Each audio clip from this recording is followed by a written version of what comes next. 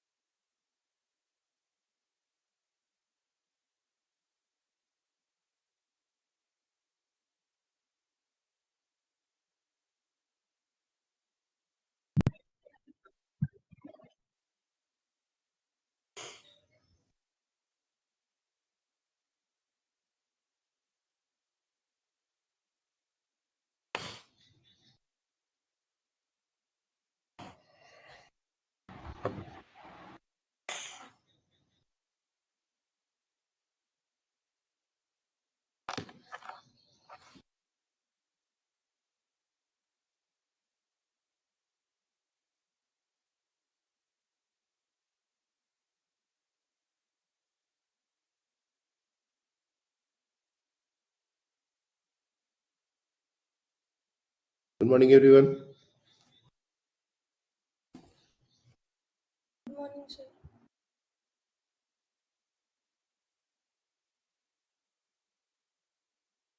तो आज हम लोग फ्रिक्शन स्टार्ट करने वाले हैं।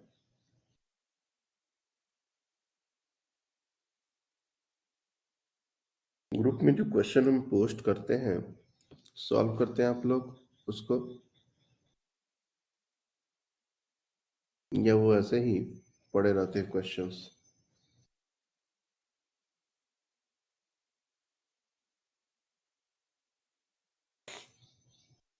वो क्वेश्चन पोस्ट करने का मतलब ये है कि किसी को जिम्मेदारी से उसके सॉल्यूशन को पोस्ट करना होगा, कोई भी। लेकिन मैं देख रहा हूँ पिछले दिन भी हमने शेयर किया था, उसमें भी किसी ने एक सोल्यूशन पोस्ट नहीं किया। अभी 2 दिन का गैप मिला था, इसमें भी एक बच्चे ने एक सिंगल क्वेश्चन का सोल्यूशन पोस्ट नहीं किया। तो ये मान लिया जाए कि क्या क्वेश्चन बन ही नहीं रहे, या किसी में इतना हिम्मत नहीं आ रहा कि वो अपना सोल्यूशन पोस्ट करे, क्या पता कुछ गलत हो जाए। अभी तो ऐसा हो रहा है कि क्वेश्चन ढाला गया और उसके बाद अभी तक कोई भी बच्चा उसके बारे में ना सोल्यूशन बोल रहा है ना बात कर रहा है। इसका मतलब कि यही दोनों बातें हो रही हैं, या तो सॉल्व हो जा रहा है लेकिन हम कॉन्फिडेंट नहीं है कि हमने सही किया कि गलत किया, हम सोल्यूशन नहीं पोस्ट करेंगे, या फिर हो ही नहीं रहा, ये भी बात हो सकता है। कितने बच्चों ने वो सारे क्वेश्चन अटेम्प्ट किए हैं? Raise your hands honestly.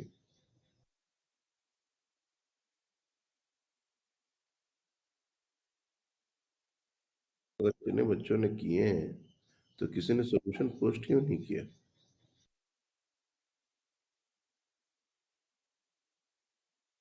ये क्वेश्चन पोस्ट करने का मतलब यही होता है कि जितनी जल्दी उसका सोल्यूशन कोई बच्चा पोस्ट करे। This is like a quiz contest, this is like a challenging question of the day. अगर कोई क्वेश्चन आता है तो उसका हमको जब भी मौका मिले हम उसको सॉल्व करें, और जितनी जल्दी से जल्दी हो सके उसका सोल्यूशन हम पोस्ट कर दें कि हमने इसको कंप्लीट कर लिया। लेकिन ये तत्परता हम देख नहीं रहे किसी बच्चे में। तो वही बात हो सकती है, या तो हमने कंप्लीट किया है बट हम श्योर नहीं है, क्योंकि अगर इतने बच्चों ने सॉल्व किया है तो किसी ना किसी को तो पोस्ट करना चाहिए था।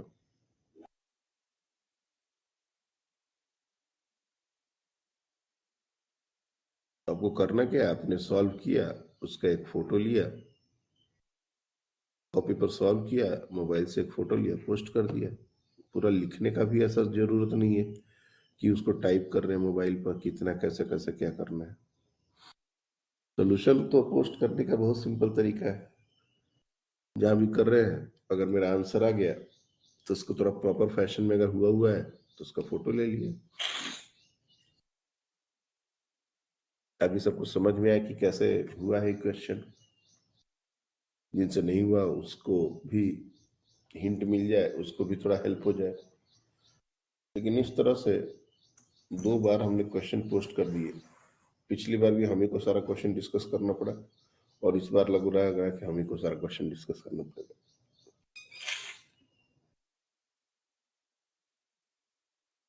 तो मैं वो सारे क्वेश्चन अभी डिस्कस नहीं कर रहा। अगर इतने बच्चों ने हैंड रेज किया है तो डेफिनेटली आप लोग ने किया होगा, तो आप लोग को सॉल्यूशन पोस्ट करना होगा। और ये कि किस हमको जल्दी पोस्ट करना है, काइंड ऑफ जब भी जिसको समय मिले उसको करना है और उसको जल्दी पोस्ट करना है, ये होना चाहिए। तत्परता होनी चाहिए कि भाई हम जल्दी पोस्ट करें। सर ने क्वेश्चन पोस्ट किया तो हमको जल्दी सॉल्व करना है, उसका सॉल्यूशन पोस्ट करना है, मेरे से पहले कोई और ना कर दे, काइंड ऑफ। अगर हमने अच्छा पढ़ा है, हमने अच्छा सीखा है, तो हमारे अंदर ये बात होनी चाहिए कि सबसे पहले हम उसका सॉल्यूशन पोस्ट करें, और कोई करने से पहले हम अपना सॉल्यूशन पोस्ट कर दें। एंड ऑब्वियस सी बात है कि एक ही बंदा अगर कोई सॉल्यूशन किसी क्वेश्चन का डाल देता है तो फिर बाकी लोगों को डालने की जरूरत नहीं है, अगर वो सॉल्यूशन सही है तो ये थोड़ा कंपटीशन टाइप का माहौल हो, बच्चे खुद से जल्दी जल्दी सॉल्व करें, इसके लिए हमने क्वेश्चन डाले। शांत पड़े रहते हैं बच्चे।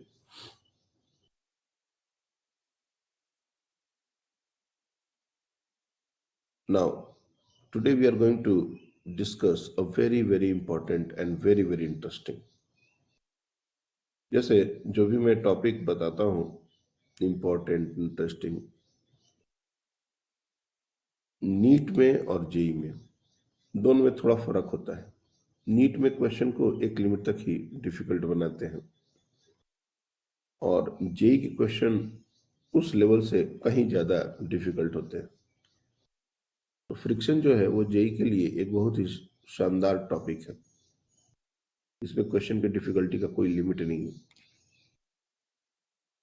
क्वेश्चन में थोड़ा सा चेंज किया जाए और क्वेश्चन काफी डिफिकल्ट होता जाएगा। बट चूंकि सारे बच्चे इस बैच में नीट के ही हैं, इसलिए हम लोग अपना डिस्कशन एक लिमिट तक ही रखेंगे। बट अंडरस्टैंडिंग हमारी डेवलप होनी चाहिए कि अगर कभी गलती से भी क्वेश्चन आ गया तो अपन कर पाए।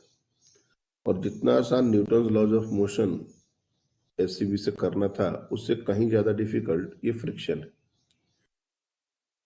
तो जितने बच्चों ने SCB Newton laws of motion complete किया होगा, that is very very good, लेकिन उनको फ्रिक्शन भी कंप्लीट कर लेना चाहिए। फ्रिक्शन के बारे में बहुत सारी मिसकंसेप्शन भी हैं। अगर मान लो एक सिंपल सा क्वेश्चन से हम इस चैप्टर को स्टार्ट करना चाहते हैं कि अगर हम फॉरवर्ड डायरेक्शन में मूव कर रहे हैं, और ये हैंड रेस करना है, पहले मैं एक एक करके आंसर लूंगा। If you are moving in forward direction, in which direction the friction is acting? Very simple question. If we are moving in forward direction, in which direction friction is acting? Very good. उन्नति बताइए। Backward. Okay, बस एक ही बच्चा, और कोई नहीं?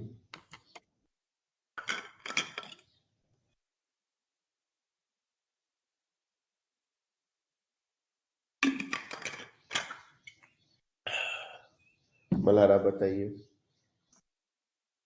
Sir जिस direction में हम चल रहे हैं उस डायरेक्शन में।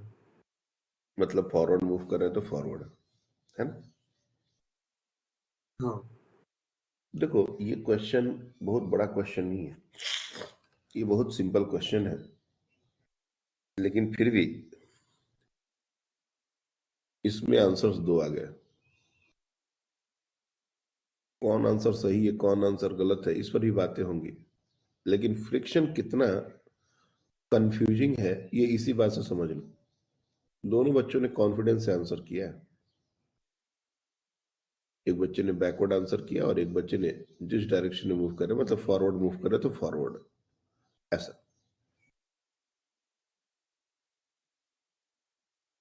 फ्रिक्शन जूनियर लेवल पर जितना हमने सीखा है, जितना हमने पढ़ा है, अब हमारा जो अंडरस्टैंडिंग है उससे एक स्टेप आगे जाना चाहिए। और जब तक ये नहीं जाएगा तब तक हम इसी तरह से उलझन में, डायरेक्शन में उलझ के रह जाएंगे। और इस चैप्टर में तो डायरेक्शन से भी ज्यादा बातें होंगी। इस क्वेश्चन का आंसर मैं अभी होल्ड करने के लिए बोलता हूँ। कौन सा आंसर सही है मैं 5 मिनट के बाद आपको बताता हूँ। पहले मेरे को डायरेक्शन ऑफ फ्रिक्शन कुछ और सिंपल सिचुएशंस में क्या होगा वो आप लोग बताइए। मैं देखना चाहता हूँ कि फ्रिक्शन के बारे में आपके पास अंदर जो आइडिया डेवलप है, आइडिया बना हुआ है, वो कैसा है। तो एक सिचुएशन हम ड्रॉ करते हैं, देखो। हम्म,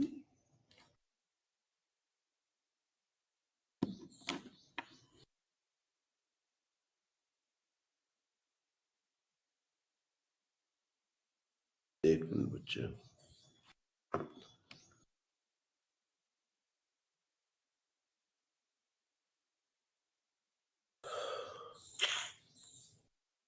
हाँ, ये हमारा फ्रिक्शन के बारे में अभी बातें नहीं हुई है, जस्ट हम एक टेस्ट टाइप से कि कितना तुम लोग ने पहले से इस चीजों को समझा है, बस उसी को समझने के लिए एक दो क्वेश्चन हम लोग लेते हैं।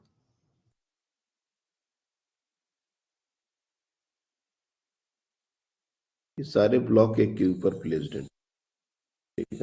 भले ही थोड़ा बीच में जाए, वो गैप नहीं है।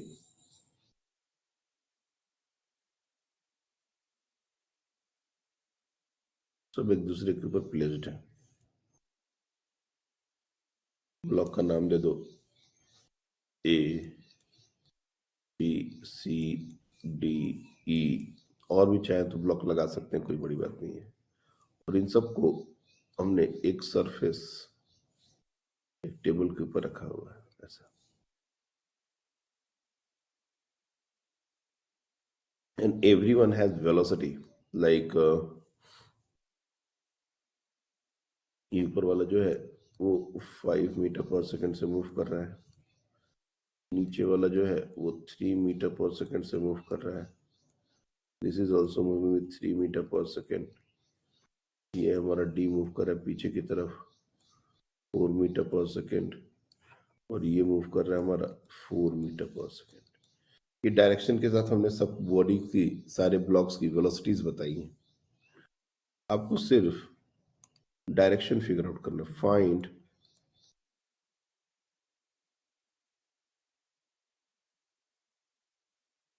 The direction of friction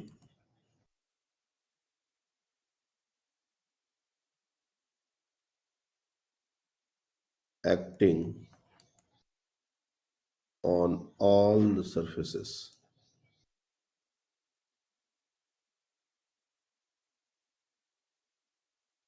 assuming all surfaces are rough.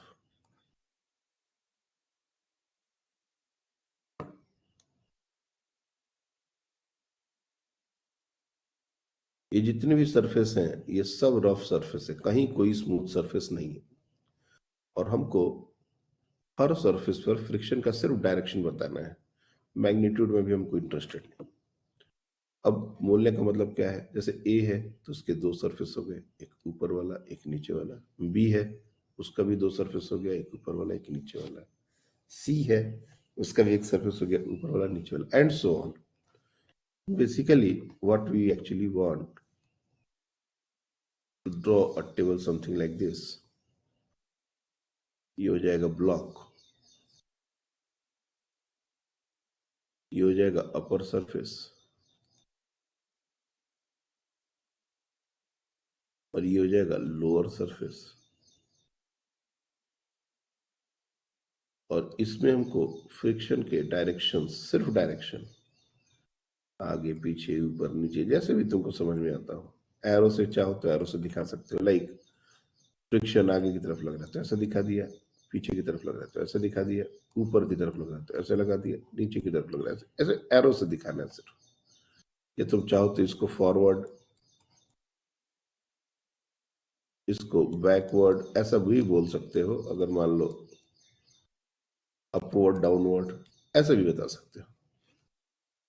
तो हमारे कौन कौन से ब्लॉक हैं, तो ए, बी, सी, डी, ई, और ए ही तक है, चलो ई तक। चलिए इस टेबल को सब लोग ड्रॉ करके एक बार अपने लेवल पर इसको फिल कर लीजिए, फिर मैं देखता हूं कितने बच्चों के कितने आंसर सही होते हैं।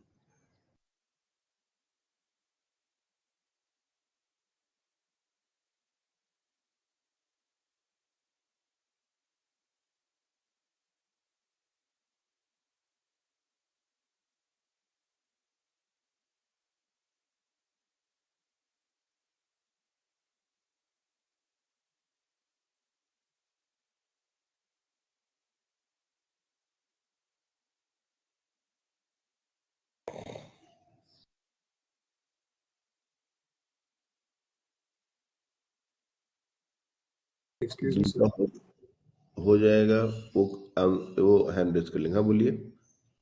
सर वो आपने वो जो अपर लोअर लिखा है उसमें क्या लिखना है, क्योंकि मैंने डायग्राम बनाया है उसके लिए वो डायरेक्शन। ये अपर सरफेस है, ये अपर सरफेस है, ये लोअर सरफेस है। जैसे कोई भी एक ब्लॉक अगर हम पकड़े, जैसे ये कोई भी एक ब्लॉक है, तो फ्रिक्शन इसके ऊपर वाले सरफेस पर लग रहा होगा और लोअर वाले सरफेस पर लग रहा होगा। तो जैसे ए है, ए ब्लॉक के अपर सरफेस और फ्रिक्शन का डायरेक्शन क्या होगा, ए के लोअर सरफेस और फ्रिक्शन का डायरेक्शन क्या होगा। और अगर नहीं लग रहा है तो नो फ्रिक्शन, ऐसा भी लिख सकते हैं।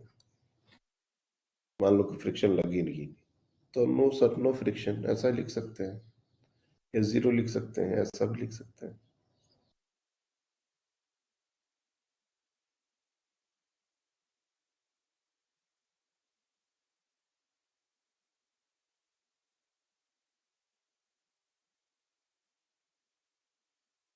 ओके, एक बच्चे ने इसको कंप्लीट किया। मैं बाकी बच्चों से भी उम्मीद करूंगा कि जल्दी जल्दी इसको कंप्लीट करें।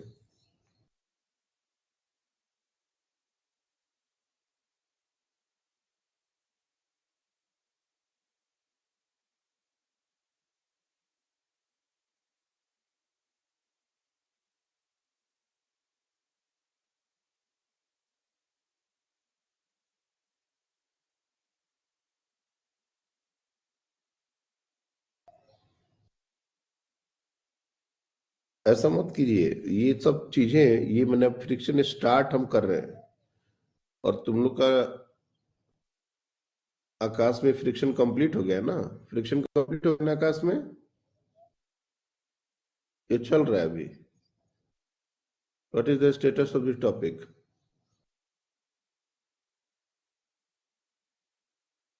हो कौन गया है बताए? सर।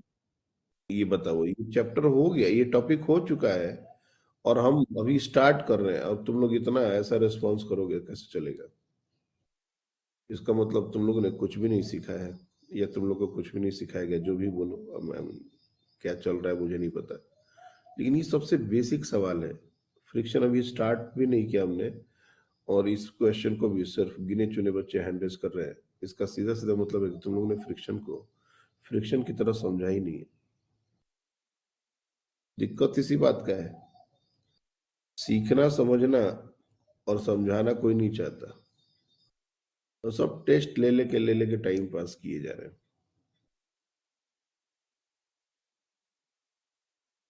बताओ, 5 मिनट के आसपास हो गया एक सिंपल क्वेश्चन को दिए हुए, और उसमें सिर्फ 2 बच्चे, 23 बच्चों में 2 बच्चे हैंडल कर रहे हैं।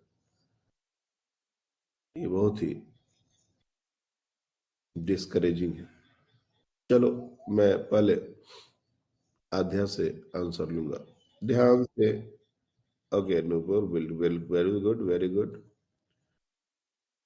चलो आध्या, एक बार होल्ड करो। नूपुर ने हैंड रेस किया, तो पहले इसी को मैं मौका देता हूँ। चलिए नूपुर, आप बताइए। एक एक करके हमको सिर्फ forward, backward, upward, downward, no friction, ऐसे आंसर करना है। मैं उसी के अकॉर्डिंग डायग्राम बना दूंगा। ए के अपर ब्लॉक पर फ्रिक्शन कैसा होगा? सर ए के अपर सरफेस पे no friction. Okay very good, 0। A के लोअर सरफेस पर? बैकवर्ड्स। ओके। बी के अपर सरफेस पर? बैकवर्ड्स। ओके। बी के लोअर सरफेस पर? बैकवर्ड्स। ओके। सी के अपर सरफेस पर? बैकवर्ड्स।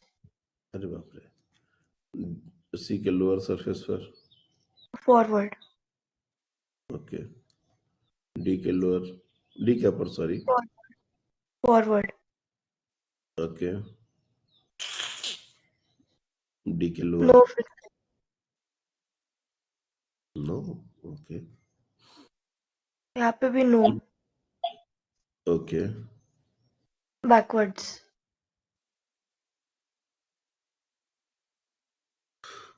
वो हम बता रहे हैं बच्चे, आपके कम से कम ये 1 2 3 2 5 10 क्वेश्चन में से 6 क्वेश्चन का आंसर रॉन्ग है। अगर मैं इसको 10 क्वेश्चन की तरह देखूं, ये आंसर रॉन्ग है। लेकिन कुछ बच्चों ने हैंड रेस किया है, कनक ने हैंड रेस किया, तो मैं कनक को भी एक मौका दूंगा। कनक, आप बताओ कौन कौन से आंसर इसमें चेंज होने चाहिए, या तुम्हारे अनुसार भी यही आंसर है?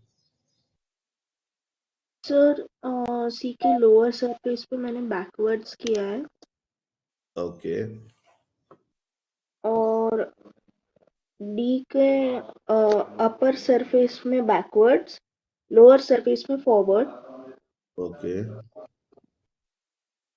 ई के अपर सरफेस में फॉरवर्ड, ओके हाँ बस।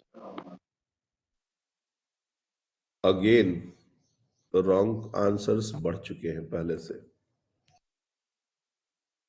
देख रहे हो कितना इंटरेस्टिंग पार्ट है ये। क्वेश्चंस देखने में कितने सिंपल सिंपल दिख रहे हैं, लेकिन आंसर कितने गलत गलत आ रहे हैं।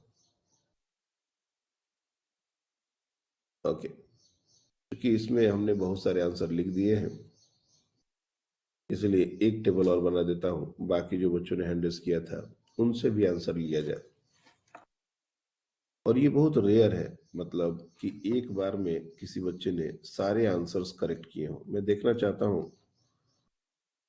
इस क्लास में मुझे कोई मिलता है कि नहीं जिसने एक बार में ही सारे आंसर करेक्ट कर दिए।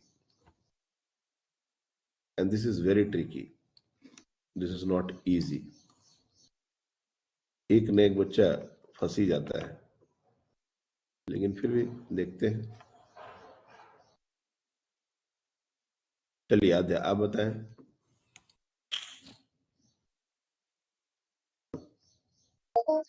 सर ए के अपर सरफेस पे 0, हम्म, नीचे पे बैकवर्ड, ओके बी के अपर सरफेस पे फॉरवर्ड, ओके बी के लोअर सरफेस पे मेरा 0 आ रहा है, 0, ओके सी के अपर सरफेस पे भी 0, ओके और लोअर सरफेस पे बैकवर्ड, ओके डी के अपर सरफेस पे फॉरवर्ड, हम्म, नीचे में भी फॉरवर्ड। ओके सर मैंने ई का बनाया नहीं, सर ई का लोअर सरफेस पे मैंने पीछे की तरफ बनाया, ई के लोअर पर अपर बैक, सरफेस का भी। सर अपर अपर, सरफेस का मैं ड्रॉ कर देती हूँ एक second। ओके मल्हार, आप देखो ये जितने भी आंसर्स हैं, कहीं कोई आंसर में आपको चेंज करना है, या फिर यही आपके अभी आंसर्स है? सारा सेम है सर, बस ई के इसमें बैकवर्ड ही है अपर वाले में। ओके, ई के अपर वाले में बच्चे का आंसर बैकवर्ड है, मैं उसको हाँ सर बैकवर्ड ही है ओके। मैंने। तो ये एक दो बच्चों ने आंसर किया है, और इसमें most of the answer I guess, अभी मैंने डायग्राम एक्चुअली छिपा दिया है, डायग्राम ऊपर चला गया इसलिए मैं कंफर्म नहीं कर पा रहा, लेकिन मोस्ट ऑफ द आंसर इसके सही है, और ऑल ऑफ द आंसर सही है ऐसा लग रहा है मुझे। मैं एक बार देख लूं। हाँ, देख रहे हो कितना कंफ्यूजिंग टॉपिक है ये। अब मैं जिन बच्चों ने नहीं किया या जिन बच्चों ने आंसर पहले गलत बताया, उनको मैं एक दो चीजें बताना चाहता हूँ, और वो लॉजिक जो इम्प्लीमेंट करके दोबारा इस क्वेश्चन को खुद ही से सॉल्व करना है। I am not going to, एक लॉजिक सिंपल दे रहा हूं, और वो आपको इम्प्लीमेंट करना है। अगर उसको इम्प्लीमेंट कर दोगे, वेरी वेरी गुड जिन बच्चों ने ये आंसर निकाला है। देखो, सबसे पहले तो कोई भी सरफेस पर फ्रिक्शन लगता है, तो कौन वो फ्रिक्शन लगा रहा है ये हमको पता होना चाहिए। जैसे ए के अपर सरफेस पर फ्रिक्शन लगाने के लिए कोई सरफेस ही नहीं है, इसलिए ए के ऊपर सरफेस पर फ्रिक्शन नहीं लगेगा, और ये बात सबको समझ में आ रही है। अब यहाँ पर इस तरह के सिचुएशंस की भी बात करें, जैसे ये कोई ब्लॉक है ए और ये कोई ब्लॉक है बी। अब ए के लोअर सरफेस पर फ्रिक्शन कौन लगाएगा? Who is going to apply friction on the lower surface of A? B का अपर सरफेस और बी, जो भी बॉडी फ्रिक्शन लगा रहा होता है, हम लोग को उस बॉडी के ऊपर बैठ के और जिसके ऊपर फ्रिक्शन निकालना है उसको ऑब्जर्व करना होता है। जैसे ए के लोअर सरफेस पर फ्रिक्शन कितना लग रहा है, ये अगर देखना हो तो हमको बी पर बैठना होगा और बी पर बैठ के ए को ऑब्जर्व करना होगा। जिधर ए का मूवमेंट होगा फ्रिक्शन उसके अपोजिट डायरेक्शन में लगेगा। Very simple, friction will oppose the relative motion. अगर हमको बी के अपर सरफेस पर निकालना है तो बी के ऊपर फ्रिक्शन लगाएगा ए। अब हमको अगर बी के ऊपर फ्रिक्शन निकालना है तो हमको अपर सरफेस पर, तो हमको ए के ऊपर बैठना पड़ेगा और बी जिस डायरेक्शन में जाता दिखेगा फ्रिक्शन उसका अपोज करेगा। Because the friction opposes the relative motion between the two surfaces। एक लाइन जो फ्रिक्शन के लिए भी मैं तुम लोग को बताना चाहूंगा, कॉन्सेप्ट इसमें यही है। इस पूरे क्वेश्चन का एक बेसिक कॉन्सेप्ट क्या है कि friction opposes the relative motion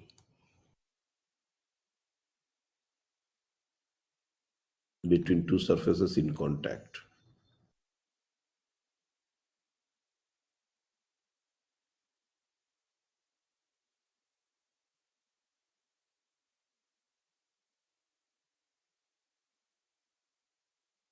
तो इस तरह से बैठना है और इस तरह से ब्लॉक को ऑब्जर्व करना है। अब मैं फिर से 2 मिनट देता हूं, अब इस बार ज्यादा टाइम नहीं दूंगा, 2 मिनट देता हूं। जिन बच्चों ने नहीं किया या आधा अधूरा किया, कॉन्फिडेंस नहीं है, वो फिर से इस लॉजिक को दिमाग में बैठा के जैसे सोचने का बताया वैसे बता के देखो क्या ये सारे जो नीचे वाले आंसर है वो मैच कर रहे हैं या फिर कोई भी आंसर चेंज हो रहा है। इसके बाद में अगर जरूरत पड़े तो एक्सप्लेन कर दूंगा।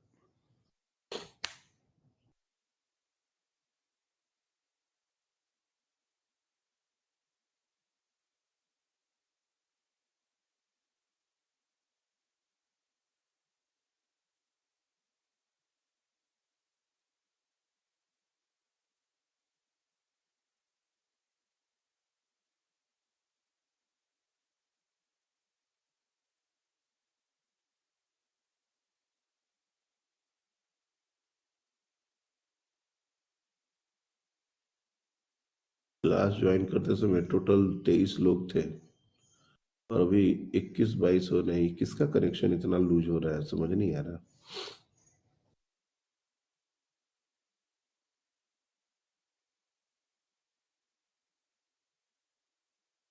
उन्नति आपके आंसर्स कुछ सही हुए, नुपुर आपके आंसर कुछ सही हुए।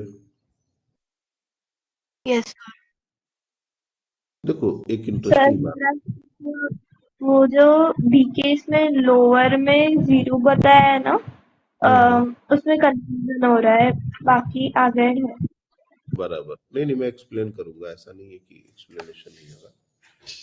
सबसे पहले तो ए के अपर सरफेस की बात करें तो ए के अपर सरफेस कोई सरफेस ही नहीं है, इसकी फ्रिक्शन लगाए तो 0 बिल्कुल सही आंसर है। वो आपने भी दिया, बाकी बच्चों ने भी दिया, तो ये बिल्कुल सही आंसर है। लेकिन ए के लोअर सरफेस पर, तो ए के लोअर सरफेस फ्रिक्शन कौन लगाएगा? बी लगाएगा। बी पर बैठो, ए को ऑब्जर्व करो। हम देख रहे हैं बी की वेलोसिटी 3 है, ए की वेलोसिटी 5 है। तो बी पर बैठ के जब हम ए को देखेंगे तो ये हमको आगे जाता हुआ दिखेगा, फ्रिक्शन उसका अपोज करेगा, इसलिए बैकवर्ड डायरेक्शन। तो ये आंसर दोनों लोगों ने सबने सेम ही बताया था, प्रॉब्लम यहां नहीं है। प्रॉब्लम है अब इसके बाद, यहीं से आंसर चेंज होने शुरू हुए। बी के अपर सरफेस पर फ्रिक्शन कौन लगाएगा? ए लगाएगा। ए पर अगर हम बैठ गए, सपोज ए पर अगर बंदा कोई बैठ जाए और बी को देखे, तो बी आगे जाता हुआ दिखेगा या पीछे जाता हुआ? कैसा जाता हुआ दिखेगा? नपुर बताइए। अगर हम ए पर बैठ जाए और बी को ऑब्जर्व करें, ए की वेलोसिटी है 5, बी की वेलोसिटी है 3, तो हमको बी आगे जाता हुआ दिखेगा या पीछे जाता हुआ दिखेगा? पीछे जाता हुआ। पीछे जाता हुआ दिखेगा। अगर पीछे जाता हुआ दिखेगा तो फ्रिक्शन अपोज करेगा, तो किधर फोर्स लगाएगा? फॉरवर्ड डायरेक्शन में। आगे। और रही बात बी के लोअर सरफेस की, तो बी के लोअर सरफेस पर फ्रिक्शन कौन लगाएगा? सी लगाएगा। तो अब इस बार हम सी पर बैठेंगे और बी को फिर से ऑब्जर्व करेंगे, लेकिन हमने यहां पर दोनों की वेलोसिटी सेम दे दी, तो सी के लिए बी मूव कर रहा है क्या? दोनों की वेलोसिटी सेम देने का मतलब है कि सी और बी के बीच में कोई रिलेटिव मोशन नहीं है। सी के लिए बी ना आगे जाता हुआ दिख रहा है, ना पीछे जाता हुआ दिख रहा है। इसका मतलब जब रिलेटिव मोशन है ही नहीं तो फ्रिक्शन क्यों लगेगा? इसलिए यहां पर 0। और एक बात और हम लोग को यहां पर समझनी पड़ेगी, जो सरफेसेस हैं, फेसिंग सरफेसेस, उस पर हमेशा फ्रिक्शन इक्वल एंड अपोजिट लगता है। क्या मतलब? ये डायग्राम को थोड़ा ध्यान से देखो। ए का लोअर, बी का अपर, इक्वल एंड अपोजिट। बी का लोअर, सी का अपर, इक्वल एंड अपोजिट। ये न्यूटन्स थर्ड लॉ। सी का लोअर, डी का अपर, फेसिंग सरफेसेस में हमेशा फ्रिक्शन इक्वल एंड अपोजिट लगेगा। अगर ए हमको बी के ऊपर सपोज, या फिर ऐसा सोचो कि बी ए के ऊपर फ्रिक्शन ऐसे लगा रहा है, तो बदले में ए बी के ऊपर फ्रिक्शन ऐसे ही तो लगाएगा। यानी कि अगर हम किसी एक सरफेस पर फ्रिक्शन को श्योर हो गए तो दूसरे पर उसके अपोजिट डायरेक्शन में बताना ही पड़ेगा। एक्शन रिएक्शन पेयर की बात है। इसलिए अगर इसको एक्शन बोले तो ये हमारा रिएक्शन होगा। इसलिए भी तुमने देखो यहां पर गलत बताया, ये दोनों को सेम डायरेक्शन में कर दिया, ये दोनों को सेम डायरेक्शन में कर दिया, ये दोनों को सेम डायरेक्शन में कर दिया। ये सरासर रॉन्ग है। इसका मतलब हम बिल्कुल भी चीजों को केयर नहीं कर रहे। हमारा ये दोनों सेम डायरेक्शन में नहीं हो सकता, कभी भी नहीं हो सकता। ये दोनों सेम डायरेक्शन में कभी नहीं हो सकते। क्वेश्चन कुछ भी रहे, ये दोनों सेम डायरेक्शन में नहीं हो सकते।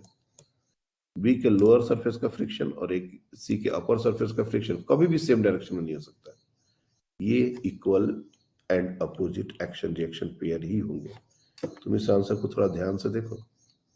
इसमें ये चीज अपने आप, भले उन्होंने जैसे भी आंसर किया हो, प्रॉपर लॉजिक से किया हो, लेकिन ये चीज इंश्योर हो रही है।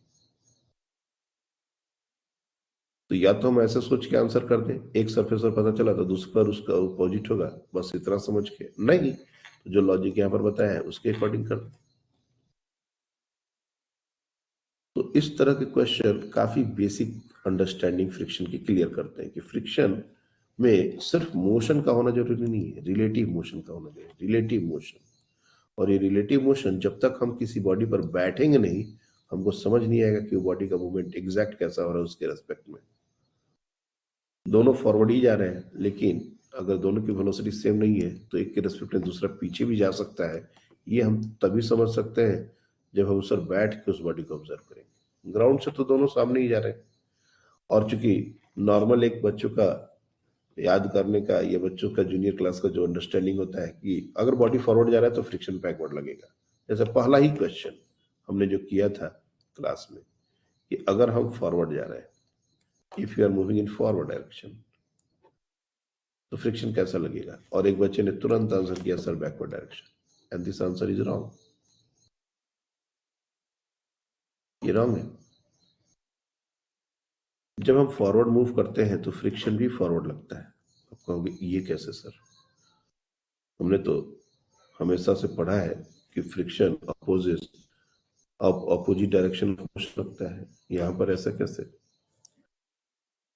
तो तुम लोगों ने चूंकि ऑलरेडी फ्रिक्शन पढ़ लिया है तो मैं एक दो क्वेश्चन इसके साथ और ऐड करना चाहूंगा। मैं देखना चाहता हूं कि तुम लोगों ने चीजों को कितने लेवल पर समझा है। मेरे लिए जानना बहुत जरूरी है कि ये न्यूटन लॉज का बहुत ही इंपॉर्टेंट फोर्स है।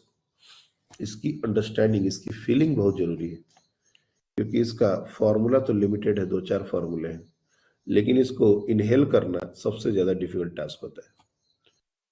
मेरा क्वेश्चन ये है कि जब हम चल रहे होते हैं उस समय जो फ्रिक्शन लगता है वो स्टैटिक लगता है कि या काइनेटिक लगता है? ये बता दो बस। क्योंकि तुम लोग ने थोड़ा बहुत पढ़ा है तो स्टैटिक और काइनेटिक के बारे में तो आइडिया होगा, मैं बताऊंगा वैसे। लेकिन कौन सा फ्रिक्शन लगता है? स्टैटिक फ्रिक्शन लगता है या काइनेटिक फ्रिक्शन लगता है?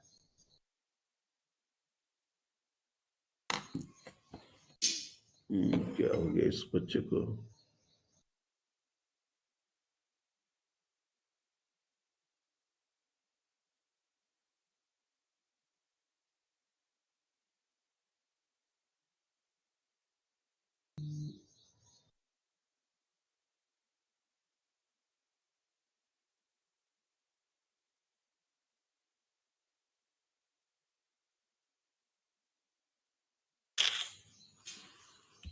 Okay, anyone facing any issue, जैसे आवाज मेरी नहीं आ रही हो या लैग हो रहा हो, ऐसा कुछ हो रहा है क्या? ये सब बराबर है? सबको आवाज सुनाई दे रही है मेरी? हाँ सर। बराबर है ना? कुछ लैग तो नहीं है ना? एक बच्चे का थोड़ा इश्यू आ रहा है, मुझे लग रहा है उसी का नेट कनेक्शन का प्रॉब्लम है। ओके, चलिए आदित्य आप बताइए, जब हम चल रहे होते हैं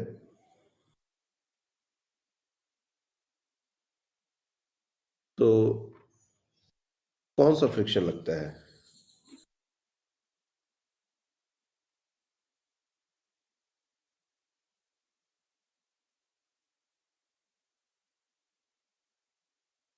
बताइए आदित्य। ओके, कनक आप बताएं। काइनेटिक्स से।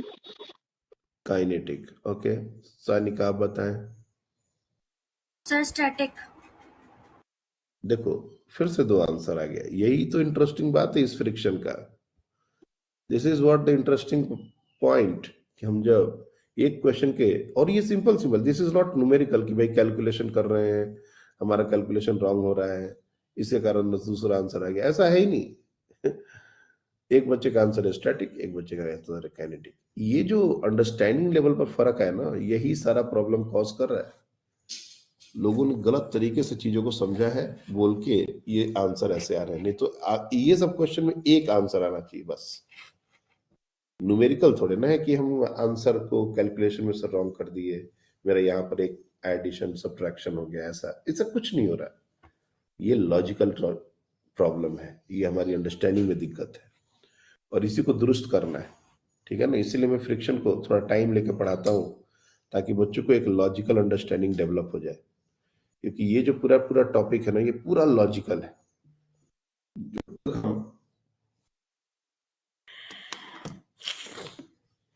एक मिनट बच्चे, ये बच्चे का कुछ इश्यू आ रहा है।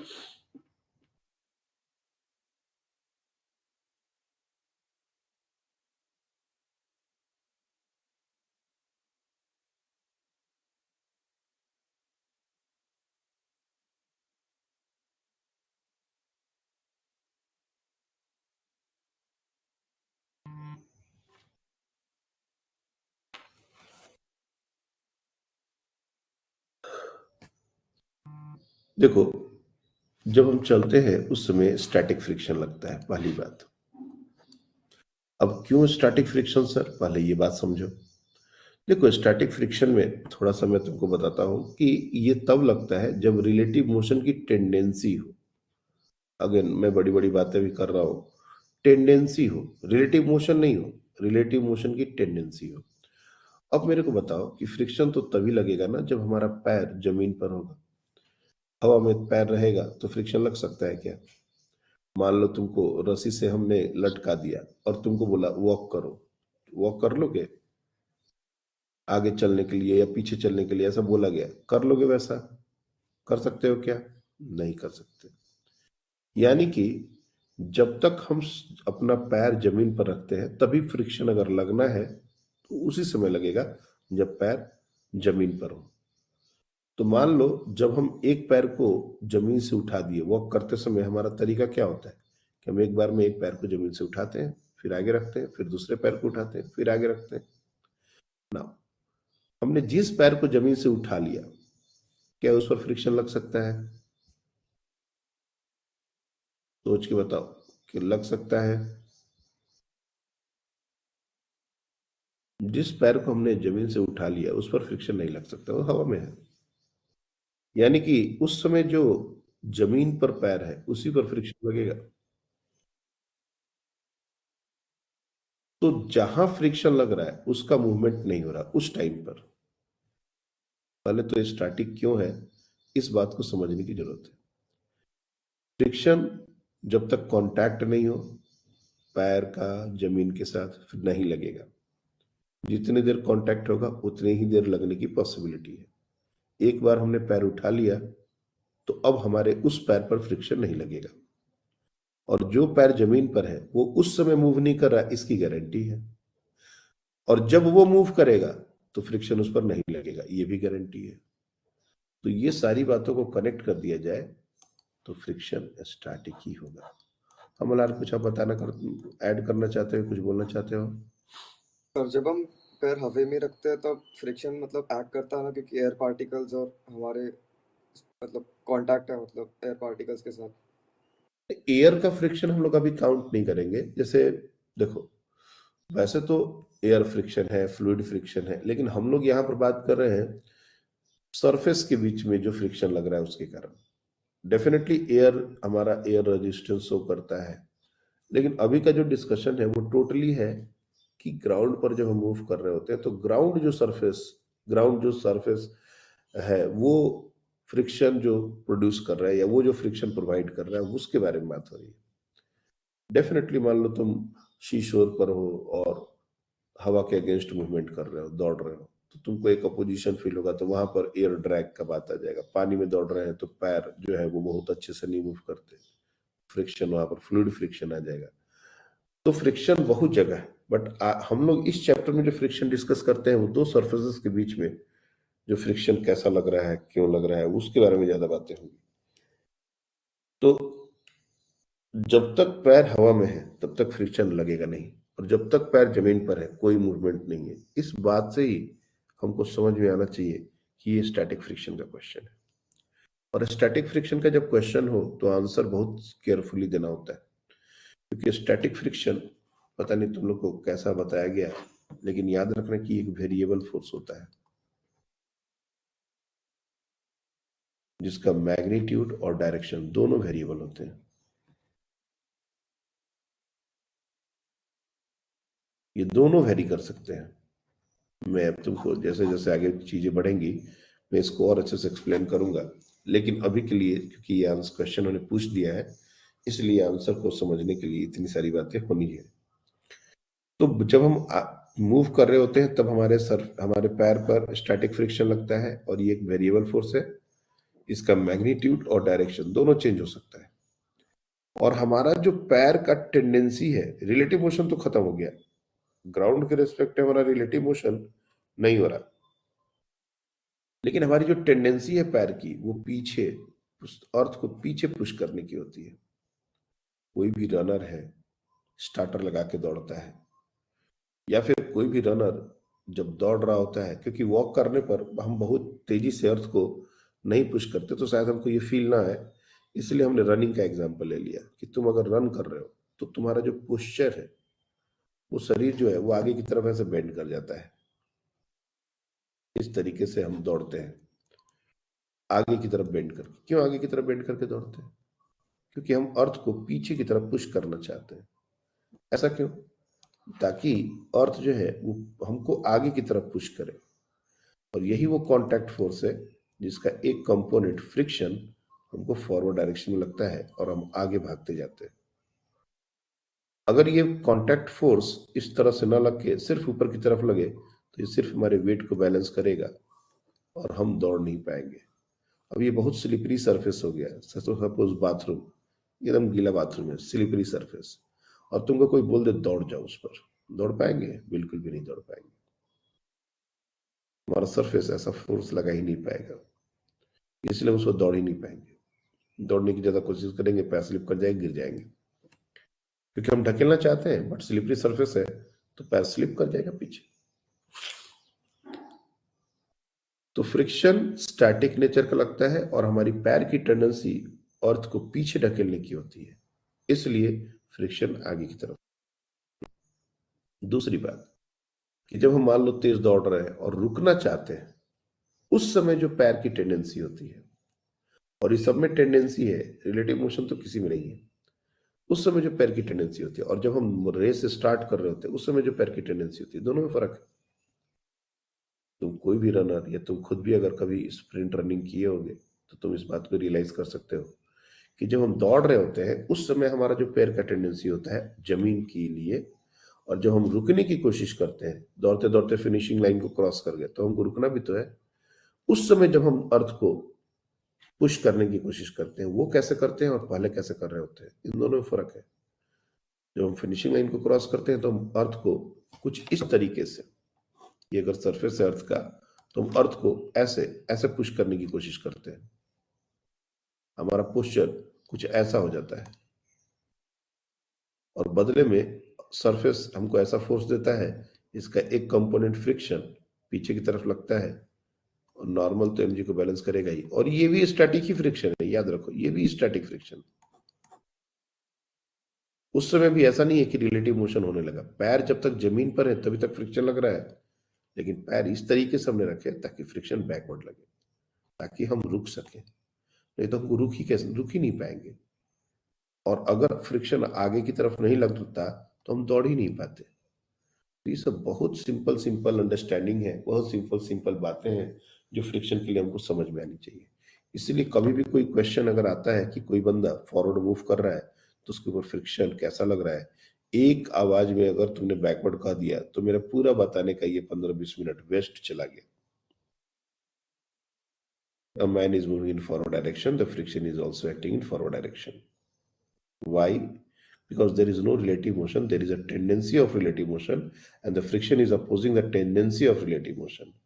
And the legs have a tendency to press or move the earth in backward direction, and that's why the friction is acting in forward direction. हाँ बोलिए।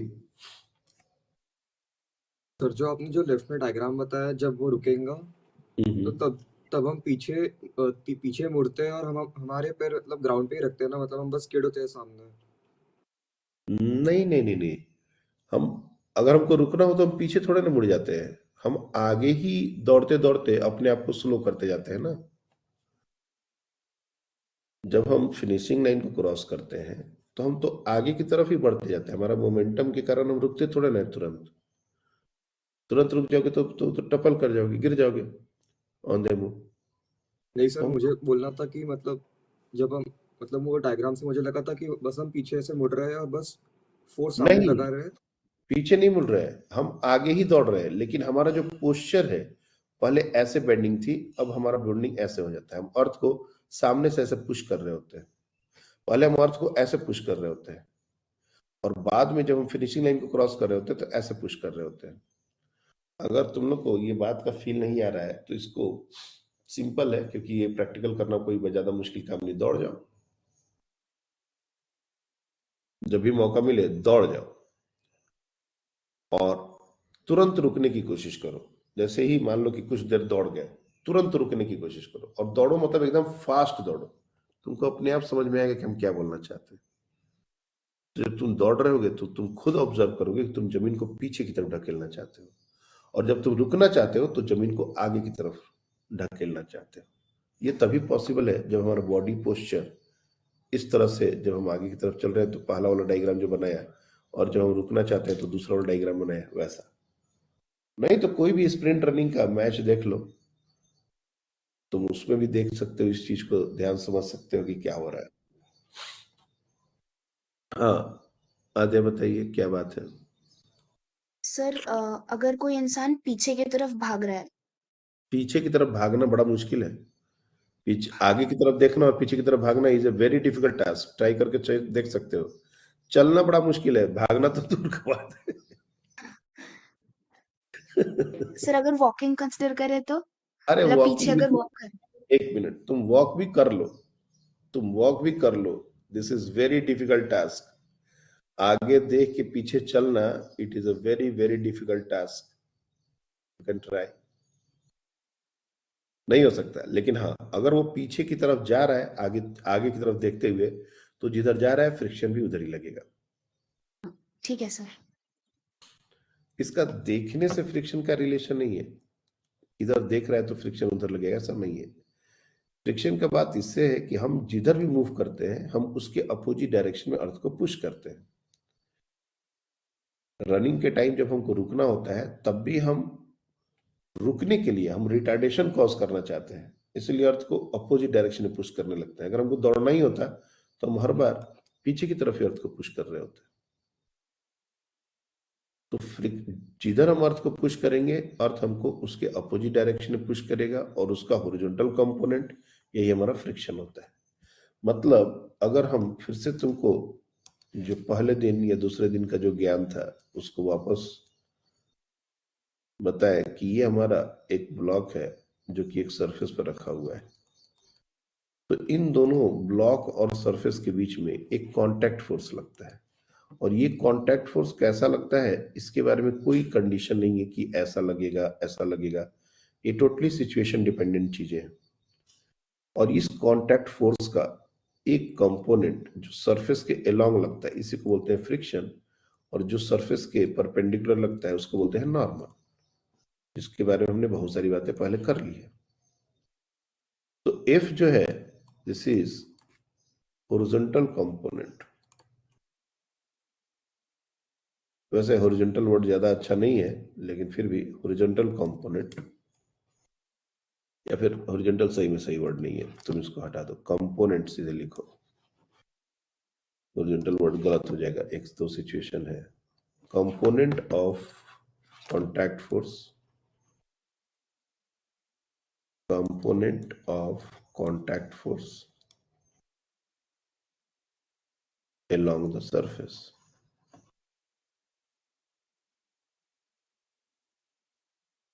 Along the surface, ये वर्ड बहुत जरूरी है। along the surface, फ्रिक्शन कभी ऊपर और नीचे नहीं लगता। जैसे इन दो ब्लॉक के बीच में कोई कहे कि ऊपर की तरफ लगेगा सर, नीचे की तरफ लगेगा सर, वही आता आंसर है वो। फ्रिक्शन आगे लग सकता है, पीछे लग सकता है, यहां पर यहां तक सही है थोड़ा बहुत। वैसे तो फ्रिक्शन आगे की तरफ लगेगा, लेकिन मान लो किसी ने पीछे भी बताया तो भी एक लिमिट के लिए हम उसके आंसर को भी थोड़ा लॉजिकल सोच सकते हैं कि भाई ठीक है चलो। लेकिन अगर किसी ने इस सरफेस पर बोला नहीं सर ऊपर लगेगा और नीचे लगेगा, घूसा मार देना है, बता दे रहा।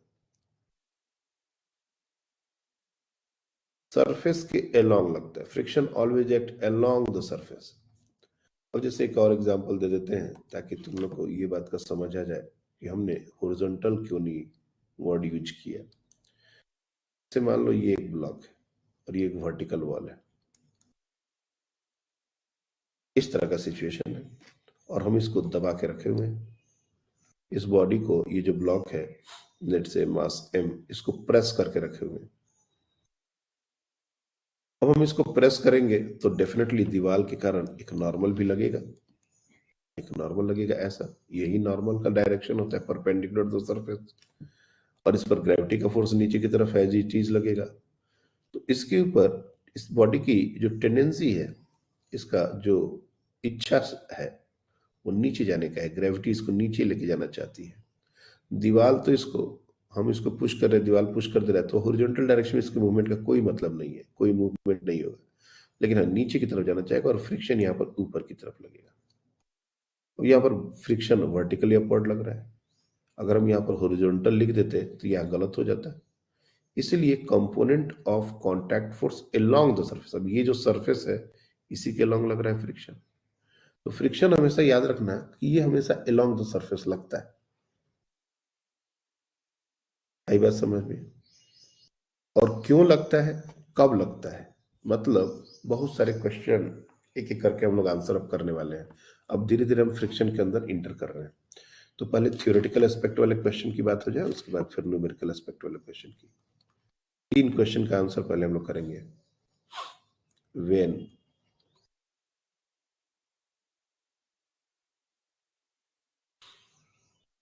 हाउ वाई, फ्रिक्शन जो है ये कब लगेगा, हाउ कैसे लगेगा, तीसरा क्यों लगेगा। तो पहले क्वेश्चन का आंसर है when there is relative motion और टेंडेंसी, ये वर्ड बड़ा ही खतरनाक है, टेंडेंसी ऑफ रिलेटिव मोशन।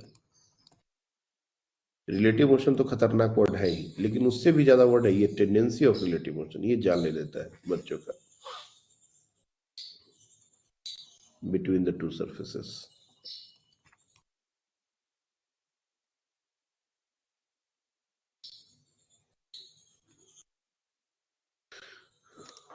अब जैसे इस पहला वाला जो डायग्राम है, ये जो डायग्राम हमने दिया था, इसमें रिलेटिव मोशन समझना बहुत मुश्किल नहीं है।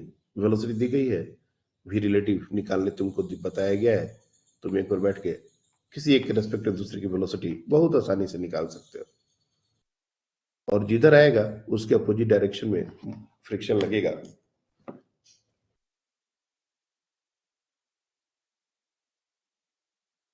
ये चीज हम समझ सकते हैं।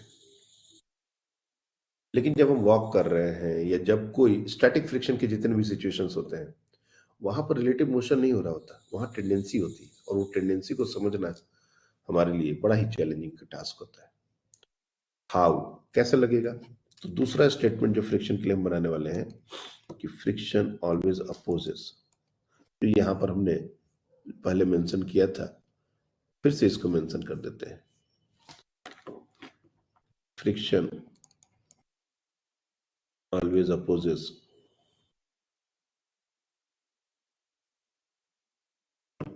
द रिलेटिव मोशन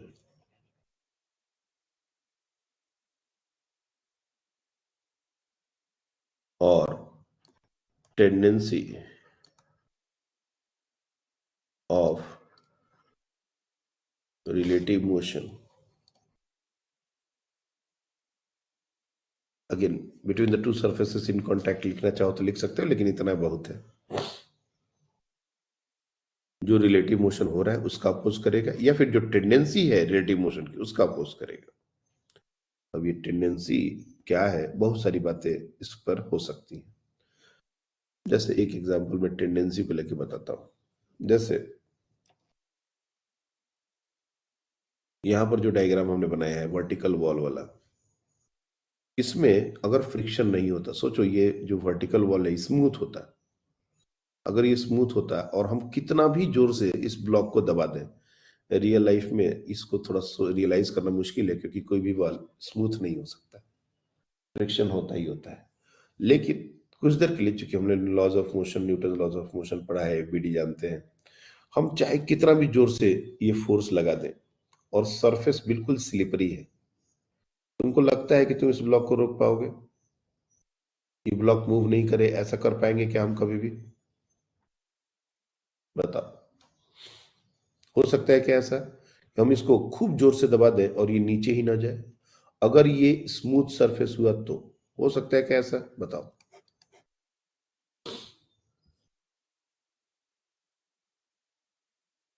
नहीं हो सकता, ये बिल्कुल भी नहीं हो सकता। तुम चाहे जितना भी प्रेस कर लो, ग्रेविटी को बैलेंस करने के लिए फ्रिक्शन ही आना पड़ेगा, और अगर ये नहीं है तो इसको कोई रोक नहीं पाएगा। तुम चाहे कितना भी फोर्स लगा लो, ये नीचे जाएगा। यानी कि इस बॉडी की टेंडेंसी है नीचे जाने की। अगर हम फ्रिक्शन लगाएंगे, अगर सरफेस रफ भी हुआ, तब भी इसकी वही टेंडेंसी है। टेंडेंसी को समझने के लिए कुछ देर ऐसा समझना होता है कि अगर फ्रिक्शन नहीं हो तो क्या होगा, तब हमको समझ में आएगा कि टेंडेंसी है या नहीं। जैसे इसके बहुत सारे एग्जाम्पल है, सिंपल एग्जाम्पल देखो। जैसे मान लो यहाँ पर एक बॉक्स है,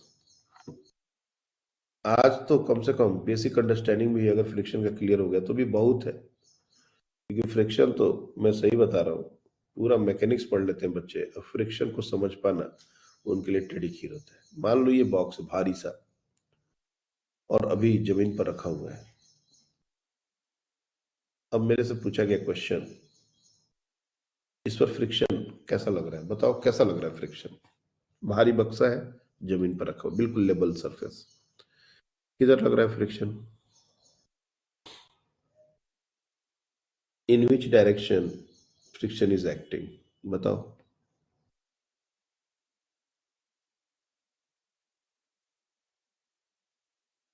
अरे राम, सब लोग शांत पड़ गए।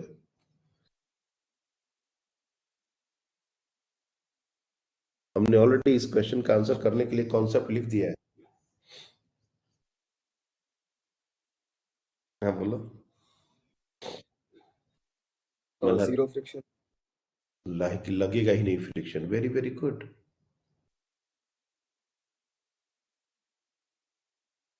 क्यों नहीं लगेगा? अगेन पहला स्टेटमेंट हमने यही लिखा है कि कब लगेगा friction, when there is a relative motion. क्या रिलेटिव मोशन हो रहा है? बिल्कुल नहीं। टेंडेंसी, अब मान लो फ्रिक्शन को कुछ देर के लिए हटा दें, ये जो सरफेस है इसके बीच में रफ सरफेस को स्मूथ कर दें, क्या ब्लॉक अपने आप हिलने लगेगा क्या? क्योंकि सरफेस फ्रिक्शन तो हमेशा सरफेस के अलॉन्ग ही लगना है, अगर लगना है तो friction always act along the surface in contact. तो ये अपने आप हिलने लगेगा क्या? अगर मान लेते हैं कि रफ सरफेस कर दे तो ये ऐसे ऐसे डोलने लगेगा, क्योंकि ग्रेविटी और नॉर्मल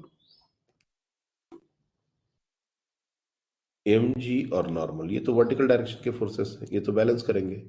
अब कोई बच्चा कहता है कि नहीं सर फॉरवर्ड लगेगा, तो फॉरवर्ड लगेगा तो ये अपने आप सीधे जाना चाहिए। अगर कोई कहता है नहीं सर बैकवर्ड लगेगा, पीछे चला जाना चाहिए। और चलो फॉरवर्ड बैकवर्ड क्यों, थोड़ा सा इसको 3D में ड्रॉ करते हैं, देखो कितना इंटरेस्टिंग बात अभी निकल के आएगा। जैसे मान लो ये 3D में हमने इसको ड्रॉ कर दिया, ये एक सरफेस है और ये हमारा वो ब्लॉक है।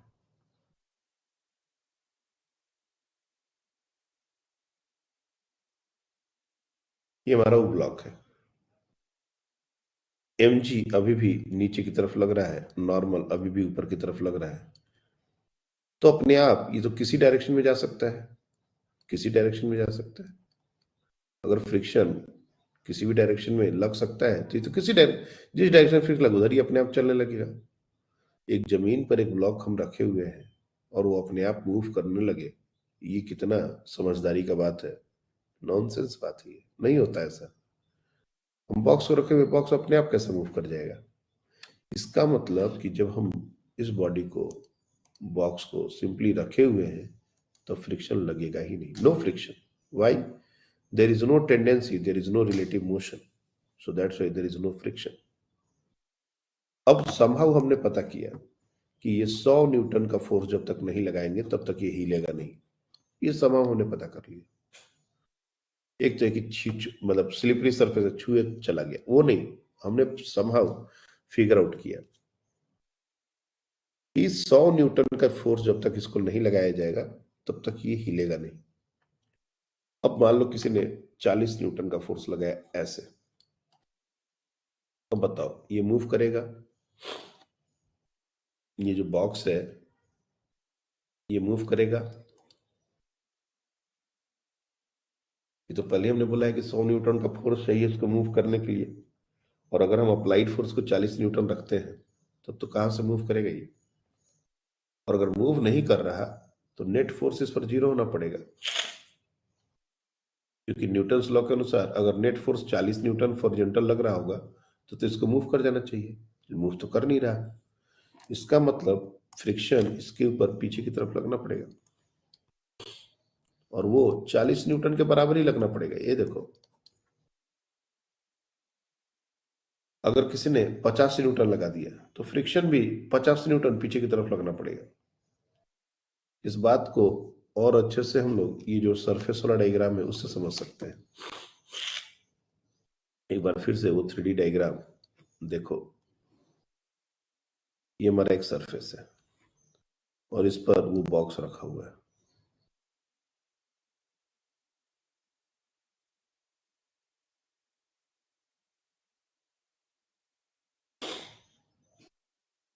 किसी ने इसको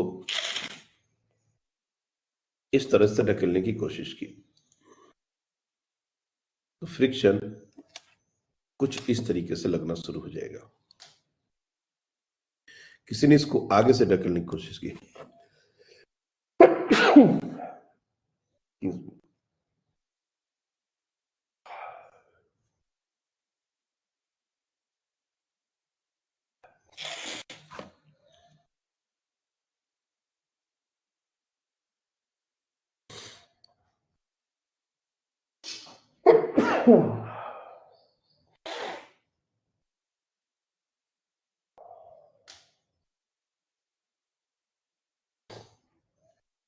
किसी ने इसको आगे से ढकेलने की कोशिश की तो फ्रिक्शन कैसा लगेगा? पीछे की तरफ।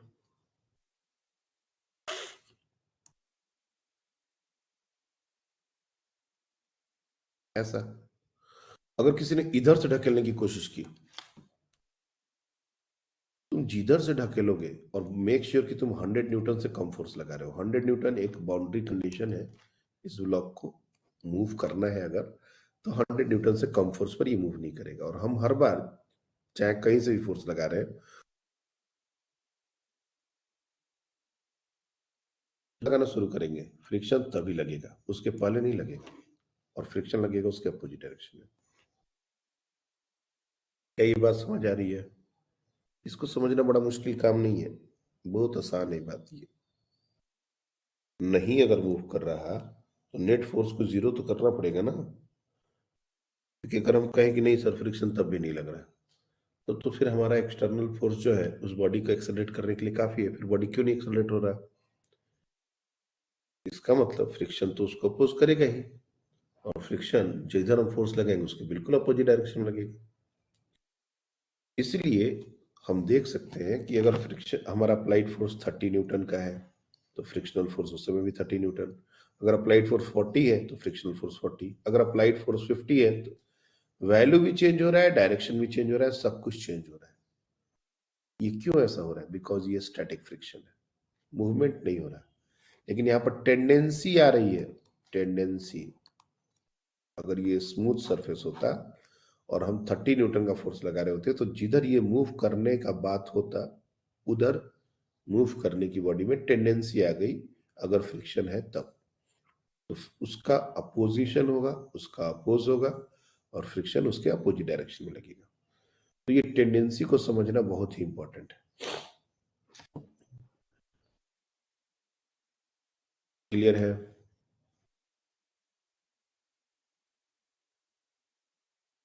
यस। अगर हमारा ऐसा समझ लो, ये ब्लॉक है और इस पर दो फोर्सेस हमने, एक फोर्स F1 और एक फोर्स F2 इधर और इधर ऐसा लगा दिया है। डिपेंडिंग ऑन F1 और F2 इस बॉडी की टेंडेंसी इधर भी जाने की हो सकती है और इधर भी जाने की हो सकती है, और जिधर ये जाने की टेंडेंसी आएगी फ्रिक्शन उसका अपोज करेगा। अब इसके बहुत सारे एग्जाम्पल मैं एक के बाद एक ले सकता हूं। जैसे मान लो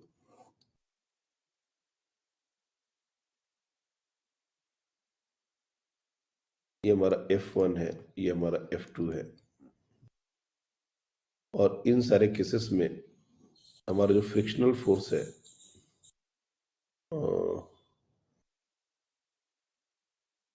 फ्रिक्शनल फोर्स का वैल्यू यहां पर मत लिखो, यहां पर लिखो, ये गड़बड़ हो जाएगा।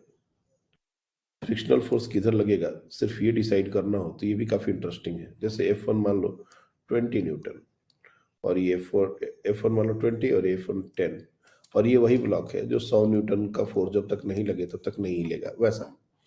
तो उसी तरह से ये हमारा हो गया 50 और ये हो गया 40, ये सारे न्यूटन में है। तीसरा ले लो, ये हो गया 40 और ये हो गया 40।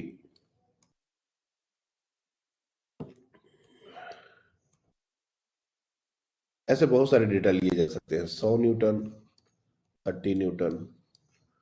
अब बताओ फ्रिक्शन कितना लगेगा और किस डायरेक्शन में लगेगा? Amount of friction acting on the box with direction, ये आपको बताना है। ये 4-5 केसेस हमने लिए हैं, इनके लिए आप फ्रिक्शन किधर लगेगा और कितना लगेगा ये बताना है। और ये पता है कि जब तक 100 न्यूटन का एक फोर्स न लगे तब तक ये बॉक्स मूव नहीं करेगा, ये पहले से हम लोग को इंफॉर्मेशन दे दी गई है।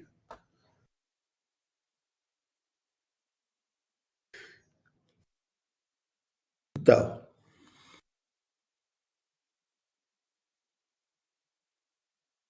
एक दो बच्चे के आंसर करने से ये सब सिंपल सिंपल सवाल में कैसे चलेगा? इसमें तो एक लाइन से हाथ 20-25 बच्चों के खड़े हो जाने चाहिए थे कि सर हम भी बताएंगे, हम भी बताएंगे।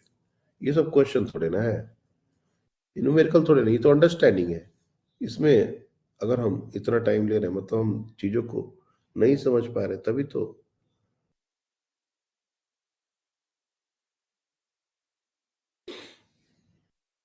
बाकी बच्चे भी ट्राई कीजिए, ऐसा नहीं चलेगा।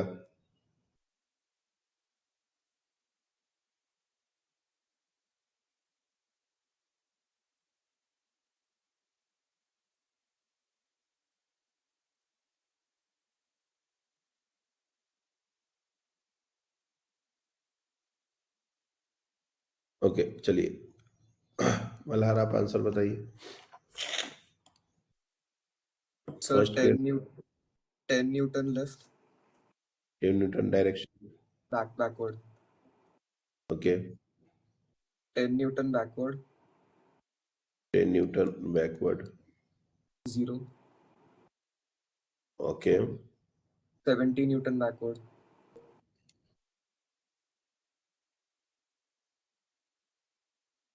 दो चार डेटा और बढ़ाते हैं, जो लोग हैंड रेस कर रहे हैं उन लोग के लिए एक दो मौका और दिए जाए।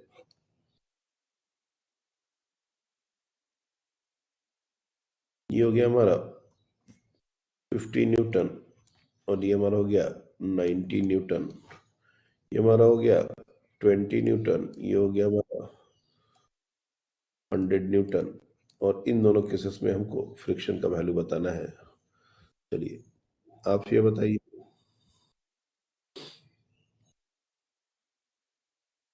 सर पांच और फर्स्ट केस में नहीं, पांचवा और छठा फर्स्ट हो चुका है, वो सारे हो चुके हैं, पहले उसमें आंसर 40 न्यूटन फॉरवर्ड ओके और सिक्स्थ में 80 न्यूटन फॉरवर्ड। कि कोई बच्चा, जितने बच्चों ने हैंड रेस किया है, कोई भी आंसर में चेंज करना है या सब के यही आंसर आ रहा है? ये 6 केसेस हमने लिए हैं। Anyone want to change answer of any one part, जिसके कुछ अलग आ रहे हो, यू कैन से कि सर ये आंसर मेरा ऐसा आ रहा है, ऐसा कोई दिक्कत नहीं है। तो तुम इंटरेस्टिंगली देखो क्या हो रहा है, ये सारे आंसर सही है।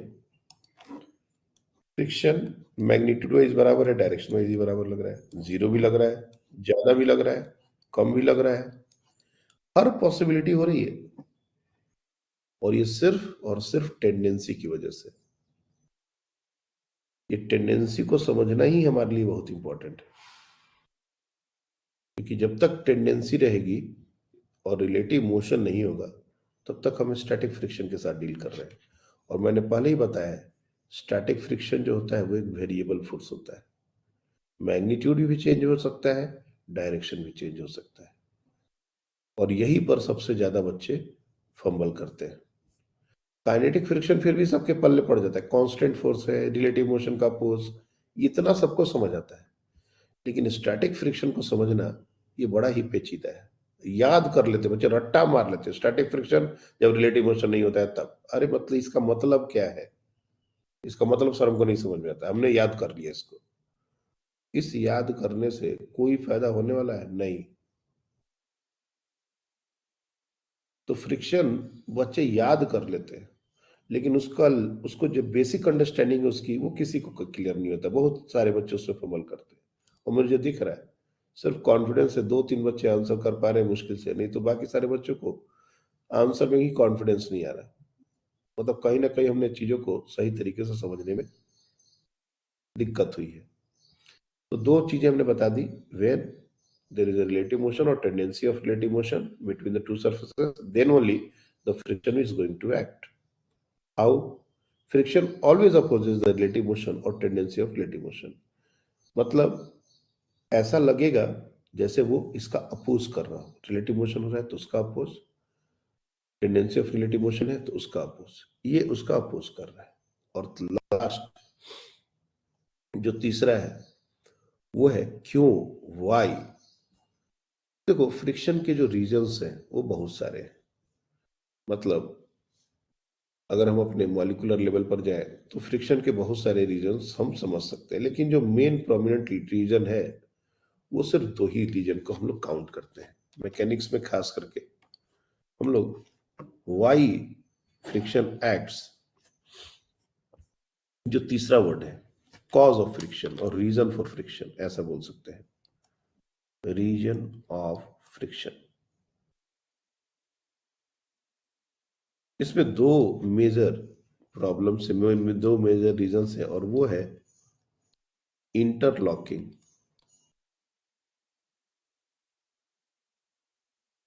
between the surfaces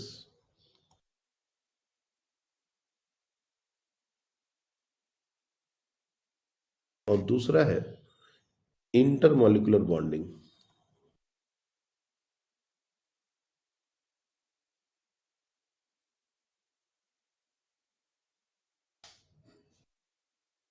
bonding chapter तुम लोगों ने केमिस्ट्री में पढ़ना शुरू कर दिया होगा, केमिकल बॉन्डिंग शुरू कर दिया है पढ़ना, जब कंप्लीट भी हो गया।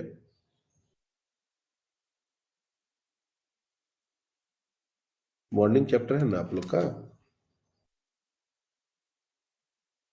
सर क्या बोला आपने?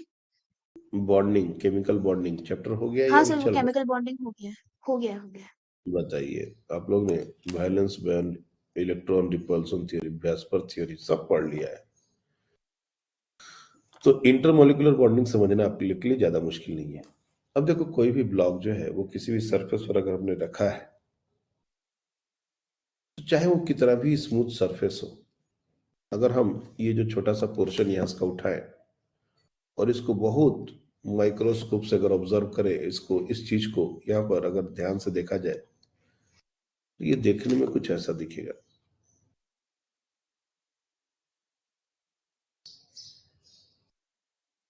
और ये नीचे वाला सरफेस जो है वो कुछ ऐसा दिखेगा।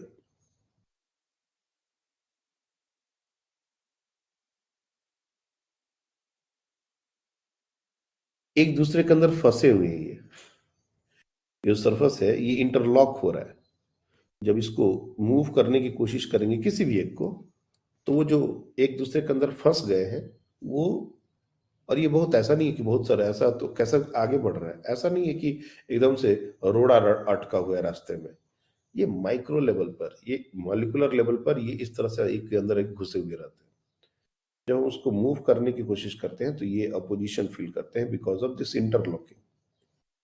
और दूसरा है, ये इतने आस पास आ गए हैं के बीच में एक बॉन्ड फॉर्मेशन हो जाता है। जो मॉलिक्यूल ब्लॉक के हैं और जो सरफेस के हैं वो एक दूसरे के पास आ गए, और पास आने की वजह से इन्होंने एक बॉन्ड का फॉर्मेशन किया। और कितने बॉन्ड फॉर्मेशन होंगे ये हमारा सरफेस एरिया पर डिपेंड नहीं करता है। इंटरेस्टिंगली ये डिपेंड करता है कि हमने कितना उनको पास लाए। अब दो हाथ हम लोग जोड़ते हैं, जैसे नॉर्मली हम लोग हैंड, इस तरह से हैंड एक दूसरे को जोड़ते हैं। अब ये बिल्कुल ऐसा टच करके रख सकते हैं ताकि बहुत सारे पॉइंट्स टच ही ना हो। हमारा दोनों है जो तलहटी है वो बिल्कुल फ्लैट तो है नहीं, तो अगर हम ऐसे हाथ करेंगे तो बहुत सारे पॉइंट्स हैं जो टच नहीं हो रहे। हमारा एरिया बहुत बड़ा है, लेकिन अगर देखा जाए बहुत हल्के से टच करोगे तो कुछ एक आध 2 पॉइंट 4 पॉइंट टच कर रहे हैं। फिर हम धीरे धीरे इसको प्रेस करते हैं, प्रेस करते हैं और प्रेस करते हैं। तब हम देखेंगे कि धीरे धीरे जैसे जैसे हम प्रेस करेंगे तो बहुत ज्यादा सरफेसेस और पॉइंट्स कांटेक्ट में आने लगेंगे। लेकिन अगर हम बिल्कुल प्रेस ना करें तो हम देखेंगे कि कुछ गिन चुन के 4-5 पॉइंट कांटेक्ट में आ रहे हैं। इसलिए इंटरेस्टिंगली कि जो इंटरलॉकिंग है या इंटरमॉलिक्यूलर बॉन्डिंग है, ये कितना बड़ा एरिया है इस पर डिपेंड नहीं करता है, बल्कि कितना प्रेस किया गया है, कितने एक दूसरे के क्लोज है, इस पर डिपेंड करता है। इसीलिए हमारा जो फ्रिक्शन है, friction doesn't depend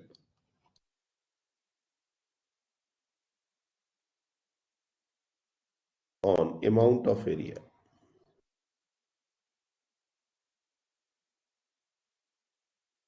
but only depends on normal reaction. Normal reaction पर डिपेंड करता है। अगर हम इसको जोर से प्रेस करने लगेंगे तो इन दोनों सरफेस के बीच में नॉर्मल बढ़ जाएगा और ज्यादा ही अच्छे से इंटरलॉकिंग हो जाएगी, ज्यादा अच्छे से मॉलिक्यूलर बॉन्डिंग हो जाएगी। इसको ऊपर मूव करना उतना ही मुश्किल हो जाएगा। अगर ग्रेविटी को छोड़ दिया जाए, ग्रेविटी हटा दिया जाए, तो नॉर्मल की जरूरत ही नहीं पड़ेगी, फ्रिक्शन आएगा ही नहीं। अभी भी मैक्सिमम चीजें कांटेक्ट में है, सरफेस के ऊपर रखा हुआ है, जो भी कहो, लेकिन तब फ्रिक्शन लगेगा ही नहीं। क्यों? क्योंकि नॉर्मली जीरो है, उसको प्रेस ही कोई नहीं कर रहा। प्रेस नहीं कर रहा है तो बॉन्डिंग बनेगा कैसे, इंटरलॉकिंग होगी कैसे?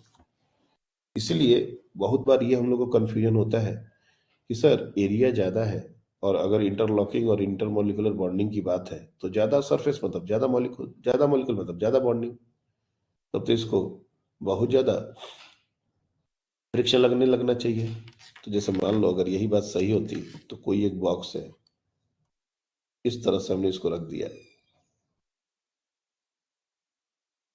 ऐसा रख दिया और इसी को हमने कुछ इस तरीके से रख दिया।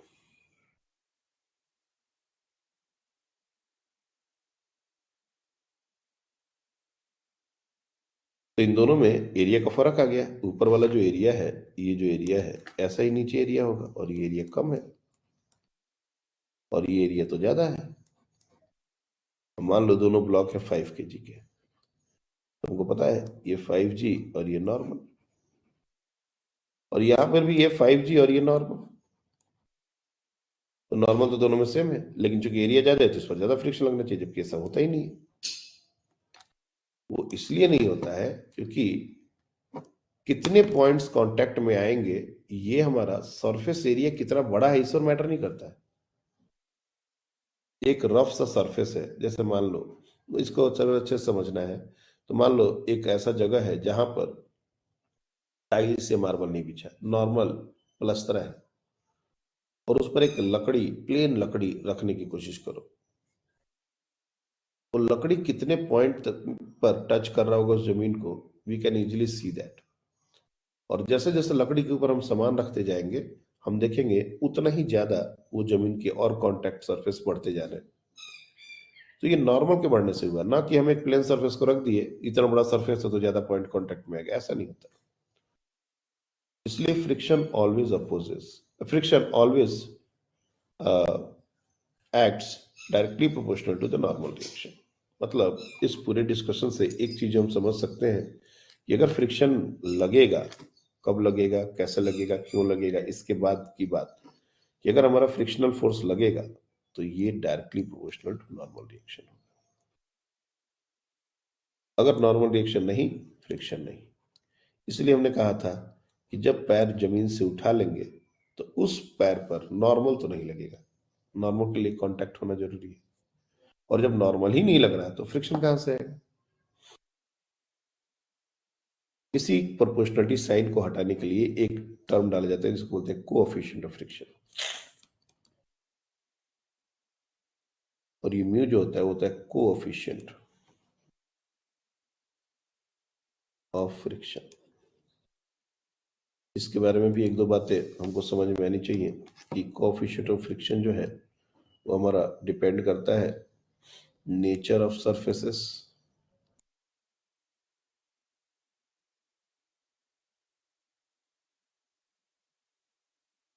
इन कांटेक्ट, और दूसरा सरफेस रफनेस।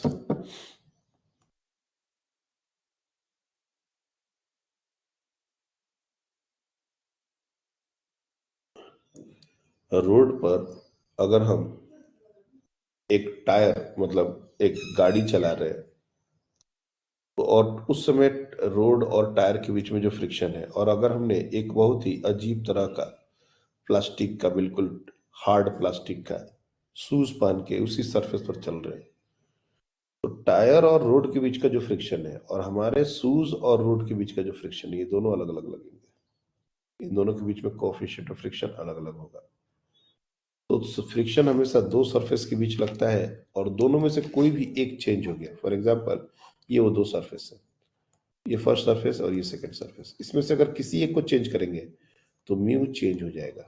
म्यू एक सरफेस की प्रॉपर्टी नहीं है, ये दोनों सरफेस के कंबाइंड प्रॉपर्टी है। दो में से कोई एक चेंज होगा, म्यू चेंज हो जाएगा। इसलिए nature of surfaces in contact, ये वर्ड यूज किया गया है। सरफेस रफनेस, डेफिनेटली रफनेस अगर ज्यादा होगी, इंटरलॉकिंग ज्यादा हो जाएगी, और इसलिए सरफेस रफनेस से रीड्स की डिपेंडेंसी होती है। और ये जनरली एक एक्सपेरिमेंटल वैल्यू है। म्यू जो है वो एक एक्सपेरिमेंटल डेटा है, और इसका वैल्यू 1 से कम होता है, बट कोई जरूरी नहीं है कि हमेशा म्यू 1 से कम हो। जनरली म्यू इज लेस और इक्वल देन 1, ऐसा क्वेश्चन जनरली होता है। लेकिन ऐसा ही नहीं, ऐसा हो ही नहीं सकता कि म्यू ग्रेटर देन 1 है, ऐसा नहीं है। म्यू 1.6 होता है। कॉपर, अगर दो कॉपर सरफेसेस हो तो उसके लिए म्यू का वैल्यू 1.6 भी जाता है। तो ऐसा नहीं है, for two copper surfaces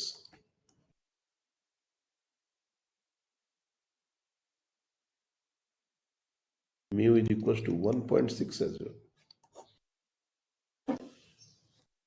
but numerical जब हम लोग सॉल्व करेंगे ना, तो उसमें म्यू हमारा जनरली 1 या उससे छोटा ही होता है। एक दो और बात, हमारे म्यू 2 होते हैं, जैसे स्टैटिक फ्रिक्शन है और काइनेटिक फ्रिक्शन है, उसी तरह से म्यू का भी 2 बात होता है, एक होता है म्यू एस और ये होता है म्यू के।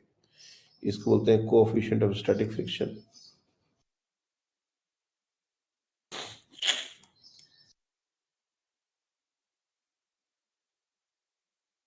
और ये हमारा है coefficient of kinetic friction. Generally mu S जो है वो म्यू के से थोड़ा बड़ा होता है। क्यों? थोड़ा सा समझ सकते हैं इस बात को कि जब बॉडी मूव नहीं कर रहा, उस समय जो बॉन्डिंग होगी, उस समय जो इंटरलॉकिंग होगी, वो थोड़ा ज्यादा प्रॉपर तरीके से हो जाती है। और एक बार जब बॉडी मूव करने लगा, तब भी कांटेक्ट हो रहा है, तब भी बॉन्ड्स बन रहे हैं, तब भी इंटरलॉकिंग हो रही है, लेकिन वो क्या है, कंटिन्यूअसली होना टूटना ऐसा हो रहा है। और जब हम बॉडी को मूव नहीं कर रहे हैं, रेस्ट में रखे हुए, तब जो भी बॉन्ड्स बन रहे हैं वो रिलेटिवली स्ट्रांगर होंगे, जो भी इंटरलॉकिंग होगी वो रिलेटिवली ज्यादा प्रॉपर होगी। इसलिए पहली बार उस बॉडी को मूव करने के लिए हमको रिलेटिवली ज्यादा फोर्स लगाना पड़ता है, and that's why mu S is greater than mu के। कुछ क्वेश्चन इस कॉन्सेप्ट को भी टारगेट करते हैं। ये जो कॉन्सेप्ट है म्यू एस, कुछ क्वेश्चन इस बात को टारगेट करते हैं और अच्छे अच्छे क्वेश्चन पूछे जाते हैं इससे। लेकिन बहुत सारे क्वेश्चन म्यू एस और म्यू के इन दोनों को बराबर लेके एक सिंगल म्यू के भी पूछे जाते हैं, और ज्यादातर क्वेश्चन ऐसे ही पूछे जाते हैं। तो हमको इस बात को लेके क्वेश्चन नहीं कराइज करना है कि सर इसमें म्यू एस म्यू के अलग अलग नहीं दिया हुआ है, या इसमें म्यू एस और म्यू के दोनों बराबर दे दिया गया है। हो सकता है, हमने कहा है कि म्यू एस जनरली बड़ा होता है, लेकिन हर बार एकदम वही से क्वेश्चन बनाए कोई जरूरी नहीं है। तो इस बात को भी हमको एक्सेप्ट करना है कि म्यू एस और म्यू के बराबर भी हो सकते हैं, और उसका कंबाइंड वैल्यू म्यू भी लिखा जा सकता है। और ये टोटली एक्सपेरिमेंटल बातें हैं, ये किसी भी दो सरफेसेस के लिए एक फिक्स्ड वैल्यू है, इसको हम एक लिमिट ज्यादा चेंज नहीं कर सकते। तो ये सारी बातें जो आज हुई, ये सिर्फ बेसिक ऑफ फ्रिक्शंस। ये फ्रिक्शन में इसमें कोई भी अभी हमने क्वेश्चन वगैरह तो लिया ही नहीं है, ये बेसिक अंडरस्टैंडिंग ही चल रही है अभी। कल हम लोग 15-20 मिनट और इसकी थ्योरी है उसको हम लोग देखेंगे, और तब हम लोग इसके क्वेश्चन के ऊपर अटैक करेंगे कि क्वेश्चन इसके कैसे कैसे आते हैं। तब तक ये पूरा थ्योरी और ये जो भी लॉजिक हमने बताया है, ये सब अच्छे से क्लियर होना चाहिए, क्योंकि बहुत टाइम दिया हमने। इतना टाइम देने का कोई मतलब नहीं बनेगा अगर तुम लोग ने बेसिक्स को ही क्लियर नहीं किया कि सर फ्रिक्शन हमको समझ ही नहीं आ रहा है। तो फ्रिक्शन समझने के लिए ही हमने इतना टाइम दिया। That's all for today, thank you.